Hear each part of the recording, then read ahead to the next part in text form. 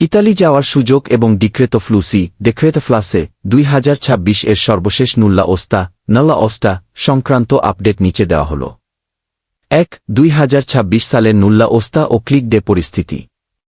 Click day সম্পন্ন 2026-2028 সালের নতুন 3 বছর মেয়াদী নীতির আওতায় 2026 সালের বিভিন্ন খাতের কৃষি, পর্যটন, অকৃষি ও গৃহকর্মী ক্লিক ডে বা আবেদন গ্রহণ প্রক্রিয়া জানুয়ারি ও ফেব্রুয়ারি মাসেই সম্পন্ন হয়েছে। নুল্লা ওস্তা ইস্যু হওয়া বর্তমানে বিভিন্ন ইতালিয়ান শহর বা প্রেফেচুয়া থেকে ধাপে ধাপে নুল্লা ওস্তা বা কাজের অনুমতিপত্র ইস্যু হওয়ার প্রক্রিয়া চলছে। রোম, মিলান, নাপোলি কিংবা ভেনিসের মতো শহরগুলো থেকে আবেদনকারীদের নুল্লা ওস্তা পাওয়ার খবর পাওয়া যাচ্ছে, তবে ফাইলের যাচাই বাছাইয়ের কাজের জন্য কিছুটা সময় বেশি লাগছে। 2. বাংলাদেশিদের জন্য গুরুত্বপূর্ণ নিয়ম ও প্রক্রিয়া।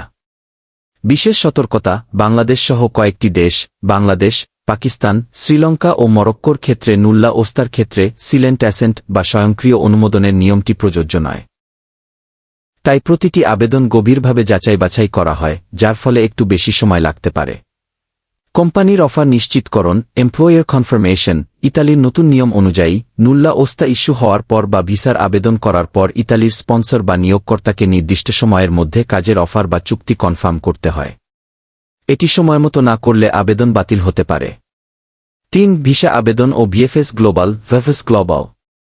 নুল্লা ওস্তা হাতে পাওয়ার পর ঢাকাস্থ ইতালি দূতাবাসের নির্ধারিত মাধ্যম ভিএফএস গ্লোবাল বাংলাদেশ এর মাধ্যমে পাসপোর্টের জন্য অ্যাপয়েন্টমেন্ট ও ভিসা আবেদন জমা দিতে হবে। ভিসার আবেদন প্রক্রিয়ার সময় আবেদনকারীকে অবশ্যই সশরীরে উপস্থিত হয়ে নুল্লা ওস্তা, কাজের চুক্তিপত্র এবং অন্যান্য প্রয়োজনীয় কাগজপত্র সহ আবেদন সাবমিট করতে হয়। পরামর্শে: আপনার বা আপনার কোনো পরিচিতজনের নামে যদি ইতিমধ্যে নুল্লা ওস্তা ইস্যু হয়ে থাকে, তবে পোর্টাল নিয়মিত চেক করুন এবং দ্রুত ভিএফএসের মাধ্যমে পরবর্তী ধাপে এগোন।